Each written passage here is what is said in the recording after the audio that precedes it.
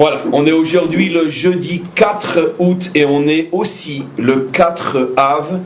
Et c'est solennellement que l'on annonce, comme on l'avait déjà fait d'ailleurs, aujourd'hui le dernier cours, en tous les cas le dernier cours de cette année scolaire, puisque les cours s'arrêtent aujourd'hui après ce cours et on se retrouve, comme vous le savez, les cours reprendront le mardi 30 août.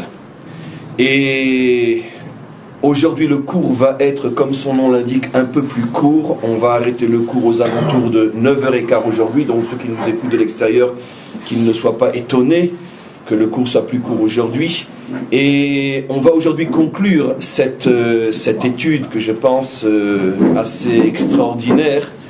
On va la conclure et on va essayer donc, comme vous allez le voir, puisque c'est le sujet que l'on va traiter aujourd'hui, on va essayer aujourd'hui de voir la couronne de cette étude, le keter de cette étude. Je veux juste ouvrir une parenthèse en disant que j'ai été, je ne dirais pas surpris, parce que c'est clair que je m'y attendais, mais je ne m'attendais pas à ce point à ce que les réactions qui ont suivi, ou plutôt qui ont été déclenchées par cette étude depuis 15 jours, les réactions sont extraordinaires.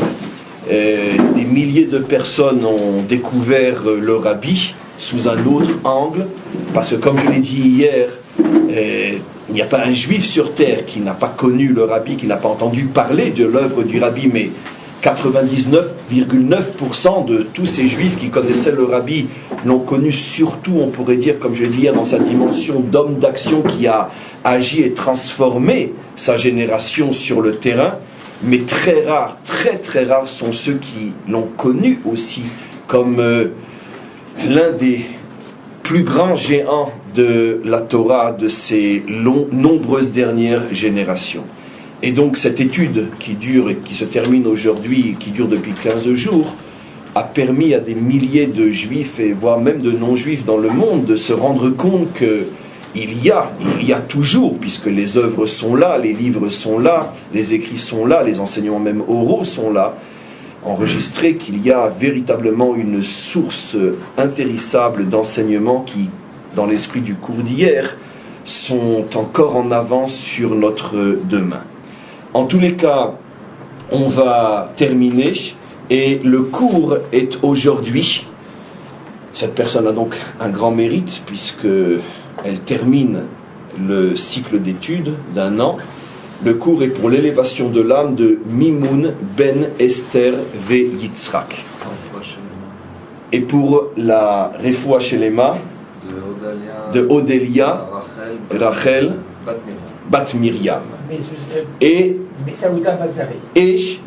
on continue. Et Mesouda Batzari. Mais arrêtez là. En tous les cas, on va donc reprendre, comme à notre habitude, les quelques lignes que l'on va expliquer. Veyesh Lomar. Et je veux conclure de la manière suivante. Chez Gilou Inyan Zedelit Ben Atar Ediot, ce que nous avons expliqué depuis 15 jours, que l'endroit du temple, pas seulement le temple, mais l'endroit du troisième temple, est un endroit qui n'est pas commun. Rappelez-vous surtout le cours d'hier. Le Gilouï, le véritable dévoilement de la puissance de cet endroit, se passera, ce dévoilement se produira au moment où va être construit Bebet Hashlishi, le troisième temple. Comme j'ai expliqué, et je réinsiste sur cette notion qui est une notion, je pense, très très très nouvelle, ce n'est pas le temple qui a cette sainteté que l'on appelle donc la sainteté du Bet Amikdash, la maison sainte, mais en vérité c'est l'endroit qui a cette Kedusha, qui a cette sainteté, et simplement que le temple est le révélateur, le canal qui permet de dévoiler la sainteté, la puissance qui se trouve dans l'endroit. Et donc quand il n'y a pas le temple, la sainteté n'est absolument pas diminuée ou affaiblie, simplement qu'elle est enfouie, cachée à l'intérieur de l'endroit, parce qu'elle n'a pas de canal par lequel sortir.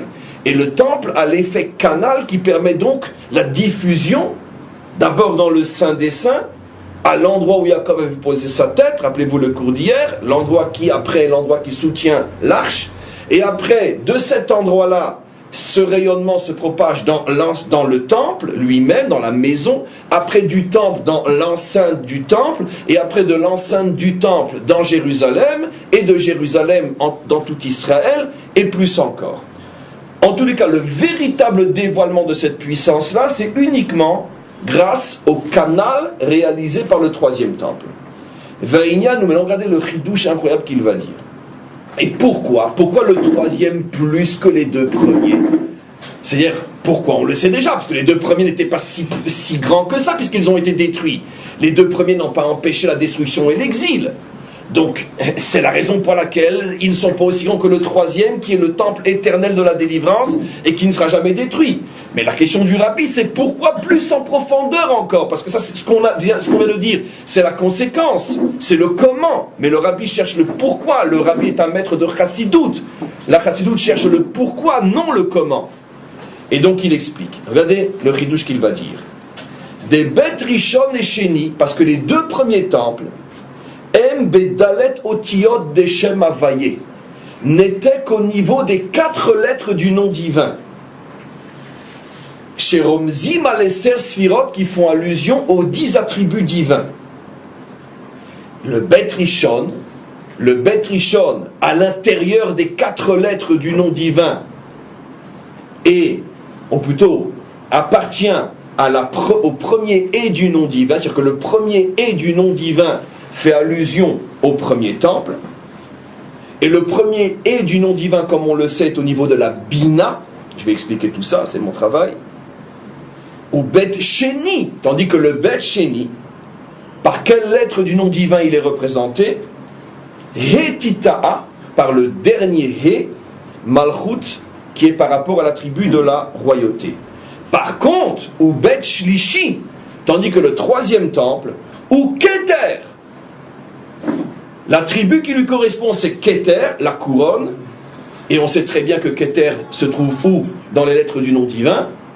Le kot du Yud, la pointe du Yud. C'est même pas une lettre, c'est la pointe du Yud. Alors le rabbi ici fait allusion à une notion que l'on connaît tous, mais par contre ce que l'on ne savait pas, c'est la première fois qu'on le voit, je pense, ensemble, c'est que cette notion que l'on connaît, il va s'en servir pour expliquer la différence entre les 3 temples.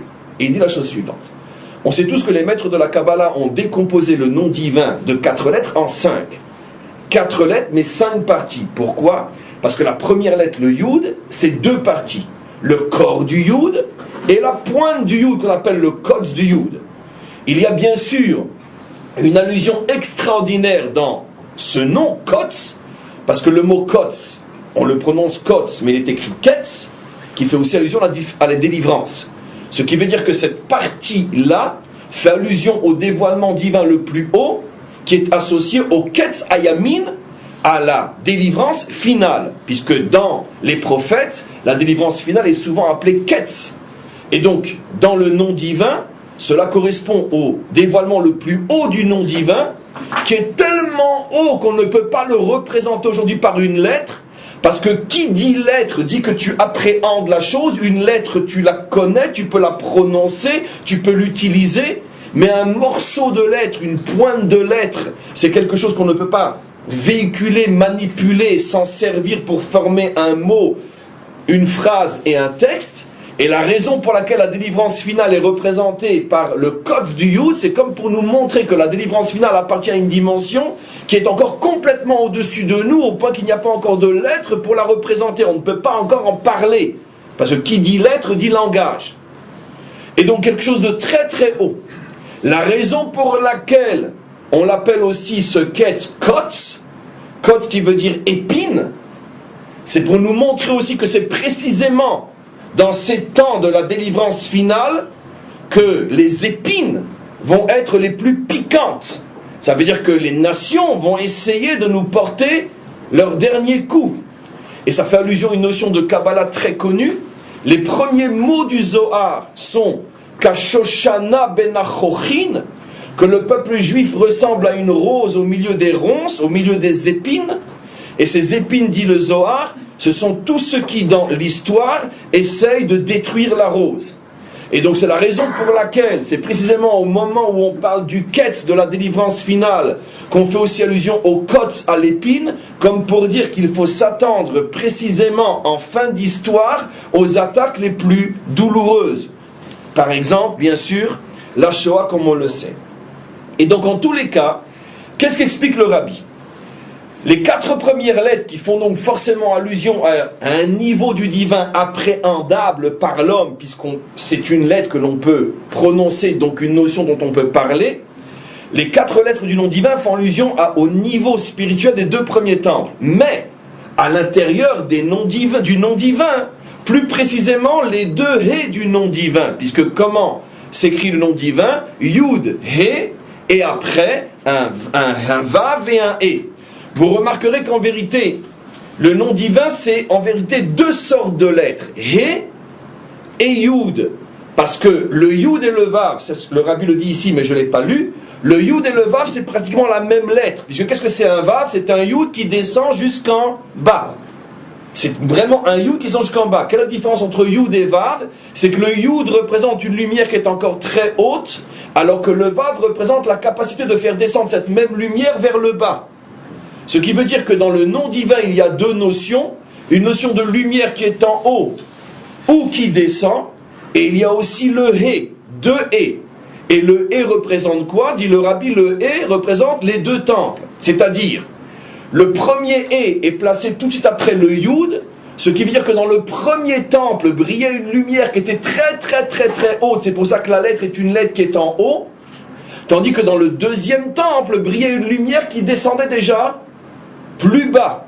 C'est pour ça que dans le langage des maîtres de la Kabbalah, la lumière du premier temple s'appelle la Bina, qui fait allusion à la 8e dimension, comme vous le savez, quand on prend les sphirotes, les attributs du bas vers le haut, la Bina est le 8e, ce qui veut dire un niveau de sainteté qui est au-dessus du monde, tandis que le niveau de sainteté ou de lumière qui se dévoilait dans le deuxième temple était beaucoup plus bas, le Yud qui descend et qui devient un Vav.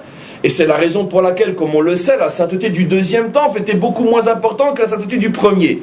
Mais vous pourriez me dire, alors puisque le premier temple est représenté par le Yud, donc automatiquement, je viens de dire Yud, Bina, il s'agit déjà d'un dévoilement qui est très très haut. Alors qu'est-ce que le troisième temple qui lui représente le Kotz Yud, qu'est-ce qu'il va représenter de plus que le premier temple qui est déjà très très haut? Ça on va voir tout de suite. En tous les cas, on commence à comprendre que finalement, à partir du moment où le nom divin nous a été donné sous la forme de 4 lettres et 5 parties, et que seulement lorsque se dévoile véritablement la pointe du Yud, nous arrivons à la délivrance, et que ces différentes parties du nom divin correspondent aux 3 temples, on comprend tout naturellement que finalement les 3 temples correspondent à un processus logique, un processus pensé, voulu dans l'histoire, et qu'après un Mahamar, comme on l'étudie depuis 15 jours, on se rend compte, cette fois-ci avec sagesse, avec intelligence, que finalement toute notre histoire correspond à un processus pensé, voulu dès le départ. Il n'y a pas d'erreur, il n'y a pas d'accident, j'oserais même dire il n'y a ni destruction ni exil. Tout ce que nous vivons est le processus normal pour arriver à la délivrance finale. Parce qu'à partir du moment où le Rabbi nous explique que les temples se retrouvent dans le nom divin, et que le nom divin lui-même doit passer d'étape en étape jusqu'à l'étape du Kotz du Yud, qui est la pointe du Yud, où finalement il n'y a plus de lettres, vous comprenez pourquoi il fallait que les 2 premiers se détruisent. Et j'explique. On ne peut donner un arbre et des fruits qu'à condition de mettre en sol une graine qui, avant de commencer à se transformer pour devenir un arbre qui porte des fruits, cette graine est obligée de se décomposer entièrement. Et c'est dans la décomposition de la graine que naît l'arbre. Maintenant, au moment où on voit la graine décomposée, on peut bien sûr avoir le sentiment qu'on est en train de perdre quelque chose. Mais celui qui connaît tout le processus sait qu'au contraire, cette décomposition est annonciatrice d'un dévoilement extraordinaire, celui de l'arbre et de ses fruits. Exactement de la même manière, c'est l'allusion que nous avons dans le nom divin. Finalement, toutes les lettres du nom divin doivent se décomposer pour prendre une nouvelle forme qui pour nous aujourd'hui n'est pas encore une lettre. La pointe du Yud, c'est l'anti-lettre par excellence. Pourquoi? Puisque ce n'est pas une lettre. Et donc la lecture est que finalement toutes les lettres doivent progresser vers cette pointe du Yud, puisque le dévoilement est de plus en plus fort. Mais pour progresser vers cette pointe du Yud, il faut donc cesser d'être une lettre. Ce qui veut dire qu'effectivement les 2 premiers temples ne pouvaient pas ne pas être détruits, puisque la destruction des 2 premiers temples correspond à la décomposition de la graine, et cette décomposition de graine va permettre la naissance, le dévoilement du 3e temple, qui est le seul arbre véritable qui porte des fruits, qui sont les fruits de l'éternité. Donc le processus est tout à fait logique. J'en profite juste pour ouvrir une parenthèse, et on ne sait pas ce qui va se passer ce Tisha B'Av, est-ce qu'on va devoir jeûner ou non, mais ce que je peux vous dire, c'est que c'est le jour le plus extraordinaire de l'année, comme je vous l'ai déjà expliqué. Pourquoi? Parce que c'est justement à Tisha B'Av que sont descendus dans le monde pour la première fois les forces et la lumière de la délivrance future d'Israël. Puisque qu'est-ce que disent nos maîtres? Au moment où Titus rentrait dans le Saint des Saints pour le brûler, qui est né pour la première fois à ce moment-là? Le Mashiach. Ce qui, au moment où lui détruit, la lumière de la délivrance commence à scintiller dans ce monde. Et depuis, comme l'explique le Bartonora dans son commentaire sur Route, le Bartonora explique que depuis que cette lumière est descendue pour la première fois, au moment où Titus brûlait le Saint des Saints, elle n'a plus jamais quitté ce monde. Ça veut dire quoi, mes amis? Comme je le dis chaque année depuis des années, que dans chaque génération, il y a un homme qui est Becheskat Mashiach, qui est un Mashiach potentiel, qui attend le signe pour se dévoiler, qui fait le travail qu'il doit faire, connu de sa génération et trop souvent inconnu de sa génération, mais qui fait avancer le monde et surtout Israël vers la délivrance. Et qu'est-ce qui se passe avec cette âme-là? Elle est descendue pour la première fois, ce fameux Tisha B'Av, et dans une vie, il y a des vies où elle vit 70 ans, elle vit 80, elle vit 20, elle vit 30, elle vit 200, peu importe. Mais qu'est-ce qui se passe avec cette âme-là? Lorsqu'arrive son temps, c'est-à-dire cette tranche de travail terminée, au lieu de subir le processus, ou de connaître le processus normal de toutes les âmes, c'est d'abord de monter en haut, de passer ce qu'elle doit passer en haut et éventuellement redescendre. L'âme du Mashiach ne quitte plus ce monde. C'est-à-dire que dès qu'elle sort d'un corps, elle est tout de suite remise dans le corps, plutôt au moment de la conception, puisque l'âme descend dans le ventre de la femme au moment de la conception, au moment où les comment on appelle ça, les cellules se rencontrent, ou les semences se rencontrent, et que ça prend, à ce moment-là, ce qu'on appelle la pekida, en hébreu, le moment de la conception, c'est à ce moment-là que l'âme se colle à ce début-là, pour permettre à cette chose-là de continuer à évoluer jusqu'à la naissance. Et donc, cette âme-là est retirée de son corps, elle ne remonte pas, tout de suite elle est remise, et ainsi de suite depuis 2000 ans. Elle n'a plus jamais quitté ce monde. Et cette force souterraine qui se trouve au milieu de nous dans chaque génération est celle qui finalement amène la délivrance finale. Ce qui veut dire qu'en vérité, ce n'est pas nous qui attendons le Mashiach, c'est le Mashiach qui nous attend depuis 2000 ans pour se dévoiler. Et c'est exactement ce que disent nos maîtres dans le Talmud, Masechet Sanhedrin, dans Perek Chelek. Ils disent là-bas qu'en vérité, depuis 2000 ans, nous sommes dans les temps messianiques. Yemot HaMashiach ont commencé il y a 2000 ans. Pourquoi? Parce que ça fait exactement 2000 ans que le Mashiach est né, qu'il sait à ce moment-là, qu'il a vécu sur terre dans la génération de la destruction du temple, et depuis, il n'a plus jamais quitté ce monde. On l'a retrouvé peut-être au Maroc, on l'a retrouvé en Irak, on l'a retrouvé en Perse, on l'a retrouvé en Grèce, on l'a retrouvé en Pologne, en Russie, en France, en Allemagne, en Amérique, peu importe. Et elle ne cesse elle ne cesse de se propager de corps en corps.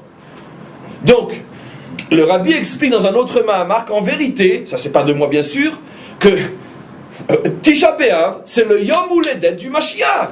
C'est le jour anniversaire du Mashiach. C'est donc un jour de joie extraordinaire.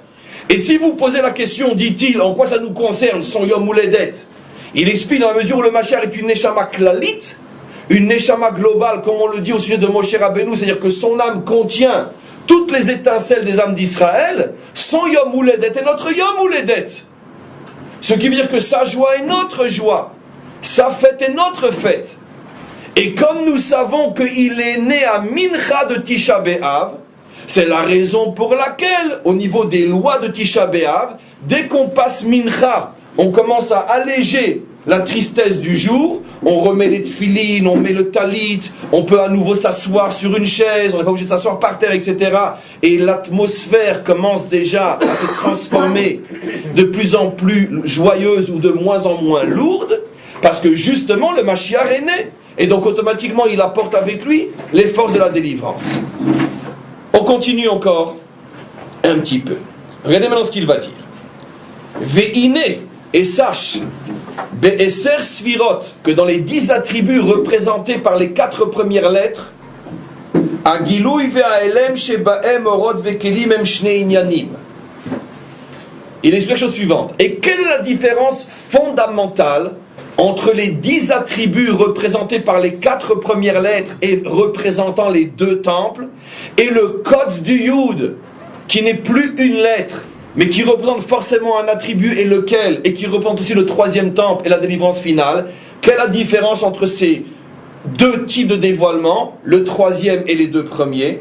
Il explique la chose suivante, que au niveau des 10 sphirotes, existe le principe de Gilouy ve'aelem, dévoilement et voilement, jour et nuit, bien et mal, droite et gauche. Ça veut dire une chose et son contraire, vérité et mensonge. Et la racine de cette dualité à laquelle la Torah fait allusion par la première lettre de la Torah, qui est le bête de Bereshit, qui fait allusion à 2, le monde est créé sur le principe de la dualité.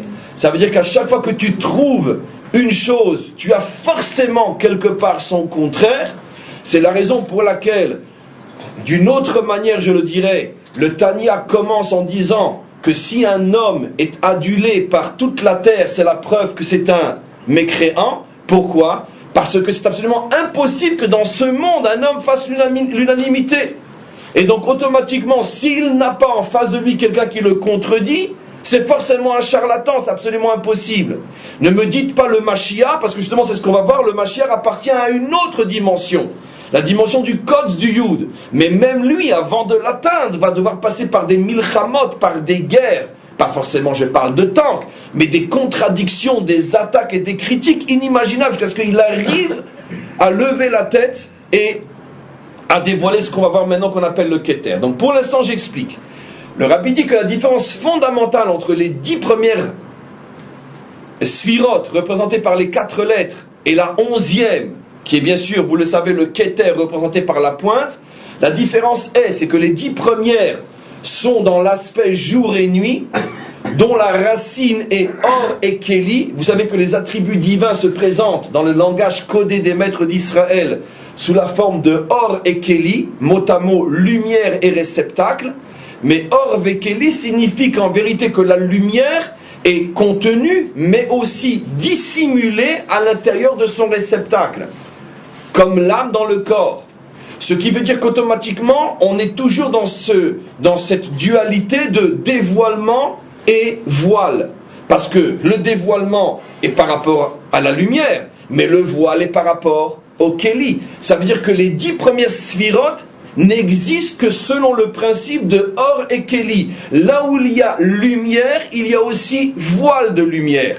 Mais d'un autre côté, là où il y a voile de lumière, il y a aussi forcément lumière.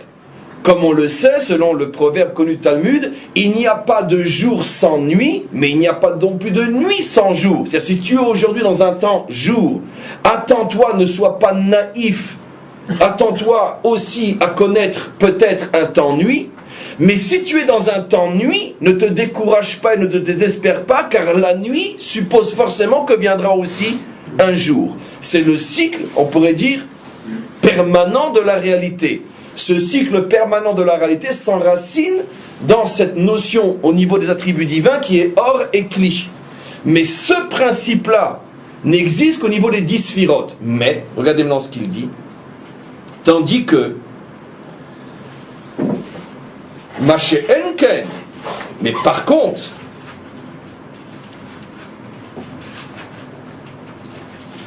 des Gilouy ve'aelem,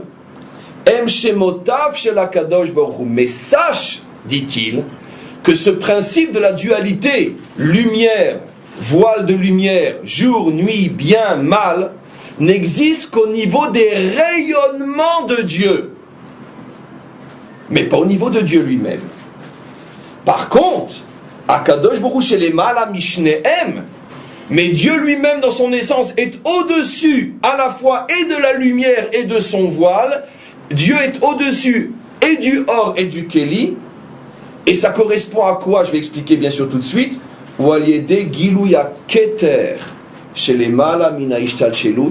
Et ça c'est le dévoilement du Keter qui est complètement au-dessus de ces notions-là. Qu'est-ce qu'il veut dire? Donnons un exemple simple que vous connaissez. L'été, l'hiver. Je l'ai déjà dit des millions de fois et vous le savez. On a tous déjà pris l'avion en plein hiver où on ne voit même pas plus haut au-dessus de sa tête que 50 cm tellement les nuages gris sont bas et la pluie et le froid, etc. On décolle, on traverse les nuages, on se retrouve devant un ciel bleu éclatant et un soleil comme en plein mois d'août à Jérusalem. Qu'est-ce qui s'est passé? Comment se fait-il qu'il fait si noir en bas? Parce que les nuages ont la possibilité de bloquer les rayons du soleil, mais ne peuvent pas bloquer le soleil lui-même. Le même soleil qui brille au même moment en Afrique, 50 à l'ombre, au même moment, il fait moins 20 à Paris ou à Moscou. Mais c'est le même soleil et l'avion le montre. Exactement de la même manière, tout ce principe de jour et nuit, de bien et de mal, de visible et d'invisible par rapport à Dieu dans ce monde, c'est uniquement au niveau des rayonnements de Dieu. Mais si on atteint l'essence d'Hachem, au niveau de l'essence, il n'y a plus de voile possible. Pourquoi? Parce que l'essence est complètement au-dessus de ces notions de blocage de lumière. Et c'est la différence fondamentale entre les 10 attributs et le 11e. Les 10 premiers attributs sont, on pourrait dire, le divin sous les nuages. Le 11e Keter est le divin au-dessus des nuages. Et c'est la différence fondamentale entre les 2 premiers temples et le 3e. Les 2 premiers temples sont les dévoilements de Dieu, on pourrait dire dans l'espace-temps, soumis aux transformations été, hiver, printemps, automne, jour, nuit, froid, chaud. Tandis que le 3e temple est les Malamina, Mina Ishtal Shelut, au-dessus de ce processus que l'on connaît aujourd'hui, au niveau duquel il n'y a plus de place pour non seulement les saisons, mais même en vérité le jour et la nuit, puisque le jour et la nuit aussi est une subjectivité totale liée à notre emplacement par rapport au soleil. Mais le soleil n'est jamais, comme on le sait, excusez-moi de le préciser, ni en état de jour, ni en état de nuit. Le soleil brille tous les jours exactement de la même manière depuis des millénaires. Et donc automatiquement toutes ces notions disparaissent, parce que cette fois-ci, on n'a plus uniquement un dévoilement de rayonnement de Dieu, mais un dévoilement de Dieu lui-même. C'est le niveau du 3e temple. Maintenant, regardez ce que l'on va dire en conclusion. Il explique la chose suivante. Enfin, la conclusion par rapport à nous. Maintenant, on comprend que qu'est-ce que ça veut dire? Qu'est-ce que cela veut dire? Cet endroit n'est pas un endroit commun. Jusqu'à présent, on a expliqué, ça veut dire qu'on va percevoir Hachem au niveau de son essence et plus rien dans ce monde ne pourra voiler Dieu, en ce sens que nous ne recevrons plus uniquement ses rayonnements, mais nous serons connectés à son essence. Jusque-là, j'avouerai que ce sont des notions dont on a déjà souvent parlé. Mais là où ça va être quelque chose de très nouveau, c'est ce qu'il va dire maintenant. Il faut comprendre plus profondément encore. Chez Gama Makom Atzmo, il faut comprendre que ce qui va se dévoiler avec le 3e temple, c'est que la matière elle-même, l'endroit lui-même, ce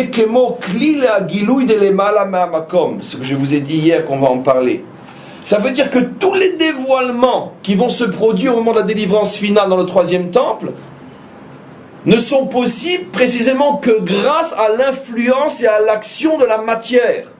C'est la matière qui va dévoiler l'essence de Dieu. Quelque chose de complètement paradoxal. Ce qui était le plus bas, ce qui était le plus éloigné, ce qui était le plus imperméable et le plus hermétique au divin, va devenir la matrice des dévoilements les plus incroyables depuis la création du monde. Regardez ce qu'il dit. Chez Gama Makom Atzmo, Yekemo Klil et Agilouy. Ça sera l'instrument du dévoilement. De l'Emala Mea Makom. Ça veut dire que c'est ce qui était tout en bas qui va devenir l'instrument du dévoilement des niveaux qui sont tellement hauts qu'on ne peut même pas les représenter pour l'instant par une lettre. Le code du Yud.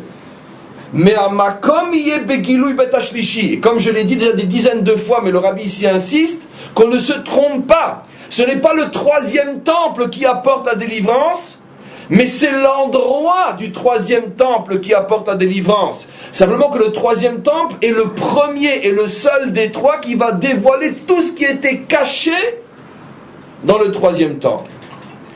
J'explique juste une chose, une parenthèse, en espérant que personne ne l'entend, à part nous. C'est top secret. Comment on peut imaginer que le conflit israélo-voisin va se résoudre? À vision humaine, c'est absolument impossible. Impossible. On connaît trop les Juifs, de toute façon, ils ne mettront jamais personne dehors.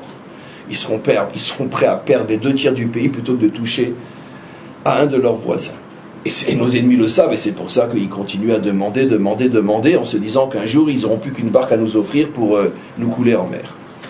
Mais peu importe. Mais comment ça va se résoudre ce problème-là? On connaît trop la nature du Juif pour savoir que de toute façon, notre terre, nous ne la récupérons pas entièrement par nous-mêmes, et nous sommes même prêts à céder le peu que nous avons déjà aujourd'hui. Qu'est-ce qui va se passer? Écoutez-moi bien, je l'ai déjà dit, mais c'est véritablement ce que nous allons voir. Ne peut vivre sur cette terre un ennemi d'Israël que tant que la sainteté qui est dans cette terre est encore voilée. Et donc cette terre, malheureusement, pour nous, mais c'est par nos fautes, peut supporter une présence étrangère et ennemie à Israël sur cette terre. Mais dès que la Kedusha de cette terre va commencer à se dévoiler, à ce moment-là va s'accomplir à la perfection et la terre vomira ses habitants, ceux qui ne méritent pas d'y être. Ce qui veut dire qu'automatiquement, au moment où la véritable nature de cette terre se dévoile, mais pour que la véritable nature de cette terre se dévoile, il faut d'abord que la véritable nature d'Israël se dévoile, qu'Israël revienne à son identité. À ce moment-là, tous ceux qui sur cette terre vont contre le projet seront vomis, sans que l'on ait besoin nous-mêmes d'agir. Qu'est-ce qui se passera concrètement? Toutes sortes de choses qui font que les habitants de cette terre se rendront compte que ce n'est pas leur place. Il y a suffisamment de places libres, pas si loin d'ici, qui ne demandent qu'à être habités, peuplés et construits. Et les Juifs, de toute façon, sont tellement niais qu'ils seront prêts à donner des milliards aussi pour qu'on les aide à se reconstruire ailleurs. Mais d'eux-mêmes, ils supplieront de partir. Pourquoi? Parce qu'ils verront que partout où est installé un Juif, ça prospère d'une manière extraordinaire. Et partout où est installé un ennemi d'Israël, je ne dirais pas un non-Juif, mais un ennemi d'Israël, je précise la différence, il n'y a que la poisse là-bas. La terre ne donne rien, il n'y a que des maladies, des tremblements, des trucs, des machins. C'est impossible à vivre, l'enfer. Eux-mêmes, ils prendront leur valise et ils partiront. Mais pour que l'on mérite ça, il faut dévoiler ce que cette terre contient. À quel moment ce dévoilement va avoir lieu avec tellement de force que tous les ennemis d'Israël vivant encore sur cette terre, nous supplierons de les faire partir le plus tôt possible? À ce moment-là, quand le troisième temple va être reconstruit, ce n'est pas encore la dernière étape de la délivrance. Rappelez-vous le grand chidouche que l'on a lu au début de ce texte et qu'on a prouvé dans le Rambam, puisque le vrai kibbutz galouyot ne vient qu'après. Or, si le vrai kibbutz galouyot ne vient qu'après, ça veut dire que cette terre a encore malgré tout des tensions et des revendications, aussi paradoxales que ça puisse paraître. Mais quand le troisième temple va être construit, à ce moment-là va se dévoiler une telle force de la matière même, des pierres même de cette terre, et tout va sortir du Saint des Saints, que automatiquement, partout où se trouve un ennemi d'Israël, il va être englouti par la terre. Un petit peu comme Korah, ou vomi ou englouti. De la manière la plus concrète possible. Vous comprenez pourquoi le vrai grand combat n'a pas encore commencé. Il va se situer, le vrai combat, Harabaït. Harabaït. Tout le reste, maintenant écoutez-moi bien, c'est du pipeau. Comprenez bien ce que je veux dire maintenant. Et ne soyez pas comme certains qui prennent chacun de mes mots pour le retourner contre moi. Le problème, c'est pas la Judée et la Samarie. C'est même pas le partage de Jérusalem. Tout ça, c'est un trompe-œil. C'est pas là le vrai problème. Le problème, c'est ou la mosquée ou le troisième temple. C'est là le problème. Parce que de toute façon, je vais vous donner un scoop. Tant qu'on n'a pas le troisième temple, on n'aura de toute façon jamais ni Jérusalem et ni la Judée et la Samarie complètement. Et Alvaï qu'on arrive à tenir Dizengoff ou Rothschild. Je parle des rues de Tel Aviv. Alvaï. Et c'est parce que personne n'ose parler du vrai problème qu'on tourne en rond depuis 62 ans et plus encore. Et c'est parce qu'une grande partie d'Israël se fait le complice du wax sur le mont du Temple qu'on a tous les problèmes qu'on a en Judée, en Samarie et ailleurs. Pourquoi ? Parce que même Israël, d'une certaine manière, ne veut surtout pas qu'on lui parle du Harabaït. Qu'est-ce qu'avait dit l'autre tordu ? Dans ce domaine-là, il l'est vraiment, ne citons pas son nom, je n'ai pas besoin de le citer, sinon je l'aurais fait moi-même. On leur donnera le mont du temple, mais on aura une zika. Une zika sur le mont du temple. Et je ne peux pas traduire plus. Je n'ai pas envie qu'on dise son nom non plus. Vous renseignerez après le cours. Une zika. Comment un dirigeant d'Israël, mais qui tu me donnes ta mère et ta femme, je ne comprends pas. Tu t'imagines si je te prenais ta femme, je la donne à ton voisin et je dis mais tu as encore une zika avec elle. Ça veut dire elle sera dans le lit de l'autre, mais de temps en temps elle te passera un coup de téléphone. Ça veut dire quoi ? Comment un dirigeant d'Israël peut dire une chose pareille ? Pourquoi ? Parce que Israël a peur de cet endroit. Et vous savez pourquoi les Juifs eux-mêmes ont peur de cet endroit ? Parce qu'ils savent que c'est là que tout va se jouer. Là, c'est le dernier véritable combat qui n'a même pas encore commencé. Tout le reste, c'est du pipeau. C'est un trompe-œil. Tous ceux qui manifestent pour la Judée et la Samarie, etc. Je ne dis pas qu'il ne faut pas le faire. Mais s'ils croient que le problème n'est que là, ils n'ont rien compris. Bour ve'amaharetz. Non. Le vrai problème, il est à qui appartient le Harabaït. Si déjà mourir pour le Harabaït, non mourir pour la Judée et la Samarie. Pourquoi ? Parce que si je meurs pour la Judée et la Samarie, je meurs pour rien. Si je meurs pour le Harabaït, je meurs pour quelque chose. C'est là-bas qu'est le dernier et peut-être le véritable combat. Hein ? Donc on va plus chanter soldat de la patrie, on va chanter soldat du Harabaït. Qui est prêt à se battre pour le Harabaït ? Harabaït beyadenu, Harabaït beyadenu. Vous vous rappelez, en 67, Harabaït beyadenu. Qu'est-ce qu'ont fait nos dirigeants ? Ils se sont empressés de sortir les clés de l'endroit des mains de ceux qui avaient crié Harabaït beyadenu et de le remettre en main propre à qui ? Au imam du Harabaït. Pourquoi tu as tellement peur de cet endroit ? Pourquoi tu as peur ? Parce que même si lui n'en est pas conscient, comme dit le Talmud, Afalgav de ulo chazé mazlia ou chazé. Si lui ne le voit pas, son mazal le voit. Chaque juif sent que là-bas se trouve véritablement la bombe atomique. C'est là-bas, nulle part ailleurs. Parce que l'enjeu est terrible. Si nous arrivons à reprendre cet endroit-là, automatiquement, on peut mettre ça à au chômage. Il n'y a plus besoin de la moindre arme dans ce pays. Pourquoi ? Tout va se passer tout seul. Et comme le mazal de nos ennemis le sentent, c'est pour ça qu'ils seront prêts à la rigueur à tout nous donner, sauf ça. Parce qu'ils savent que si nous avons tout sauf ça, nous n'avons en fait rien. Je ferme la parenthèse, parce qu'on ne pouvait pas ne pas le dire après 15 jours de cours sur le troisième temple. En espérant que finalement, de plus en plus de Juifs comprendront où est le véritable territoire qu'il faut absolument conquérir. En tous les cas, qu'est-ce que dit ici le texte ? Il dit que finalement, c'est une notion qu'on avait déjà rapportée, mais cette fois-ci on la voit appliquée au temple lui-même, cette notion qui est une des notions fortes de la Chassidut, qui dit dans son langage complètement codé et métaphorique que les Atid Lavo, Aneshama mitparneset me'aguf. Que la révolution inimaginable de la délivrance finale, qui est une véritable révolution, c'est qu'il va y avoir un renversement total de toutes les normes, de toutes les valeurs connues, même dans les meilleurs moments de notre histoire spirituelle, un renversement bouleversant de toutes les normes acquises et connues jusqu'alors.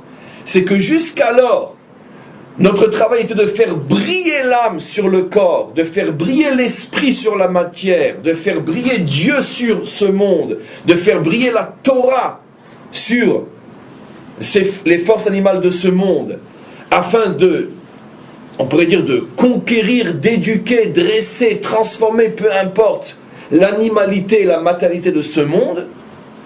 C'est-à-dire que dans cette présentation des choses, le monde est toujours l'obstacle, l'animal sauvage qu'il faut dompter, et le sauveur est l'âme, donc la spiritualité. Et ce que le Mashiach va dévoiler, c'est quelque chose de complètement révolutionnaire. C'est qu'en vérité, à l'intérieur de cet animal indompté, à l'intérieur de cette matière rebelle, se cachait une lumière spirituelle inimaginable, plus grande encore que toutes les forces contenues dans l'âme, et que lorsque cette lumière va se dévoiler, c'est elle-même qui va faire monter l'âme comme un catapulte, comme un tremplin, plus haut encore qu'elle n'aurait pu monter par ses seules et propres forces. Ce qui veut dire que l'âme elle-même, la spiritualité, va devenir d'une certaine manière dépendante de la matérialité.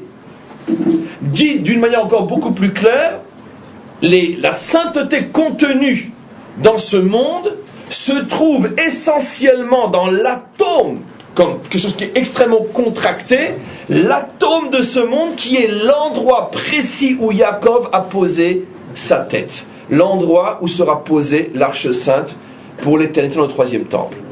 À cet endroit-là se trouve, on pourrait dire, le condensé de toute la sainteté de ce monde, de la matière.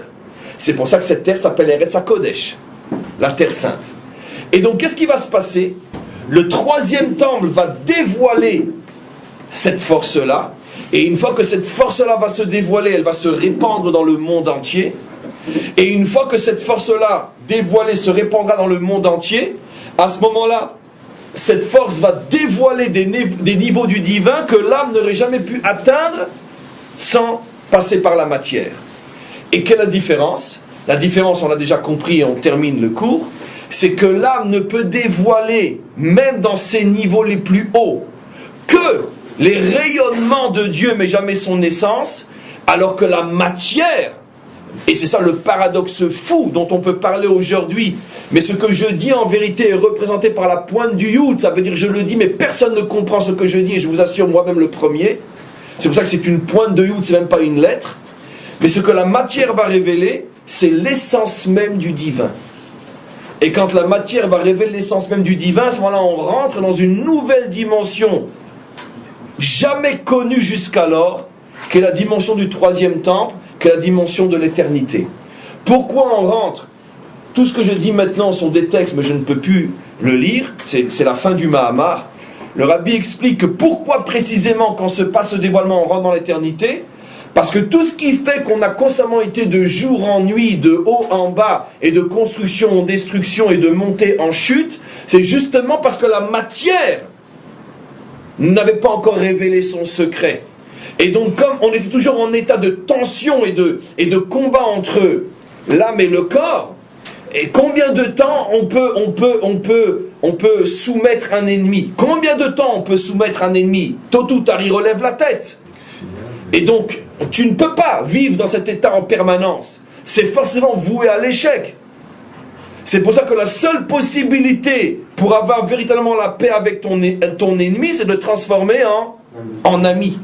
C'est bien sûr, comme vous l'avez évoqué, les deux grandes facettes, les deux grandes phases de l'histoire humaine, itkafia veitapra, l'étape de la soumission et l'étape de la transformation. Ce que la délivrance finale va produire dans ce monde, c'est la transformation de la matière. Elle n'est plus ennemie, elle n'est plus à soumettre, elle est complètement transformée. Mais ça c'est la première étape. Mais après se produit une autre étape qui est que non seulement la matière est transformée, mais la matière, une fois transformée, va montrer et prouver que finalement nous ne l'avions pas comprise, nous l'avions méprisée, humiliée, et nous avions cherché la vérité en dehors d'elle, parce que finalement elle nous montrera que c'est elle qui est la plus proche du maître du monde.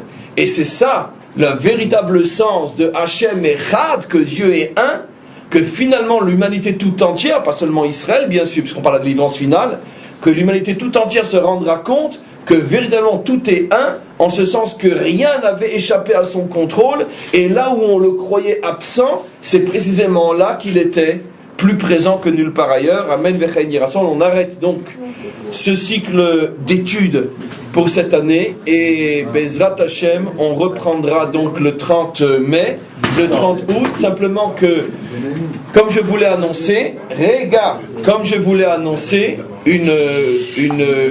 un petit changement par rapport au cycle de l'année prochaine, enfin du mois prochain, en ce sens que, une fois par semaine, puisqu'on l'a commencé, Ma'alim Bakodesh, on continue sur la lancée. On introduira donc une fois par semaine une étude sur un Mahamar qui durera très longtemps chaque Mahamar, puisqu'en le faisant pendant 15 jours tous les jours, on n'a même pas fait le tiers de ce Mahamar. Imaginez-vous seulement une fois par semaine, on prendra un Mahamar que l'on prendra du début jusqu'à la fin et que l'on fera pendant, je pense, plusieurs mois. Et en attendant, on se souhaite on se souhaite à tous une très très très bonne période de repos, qu'il soit le plus profitable jusqu'à notre retour. Bezrat Hashem.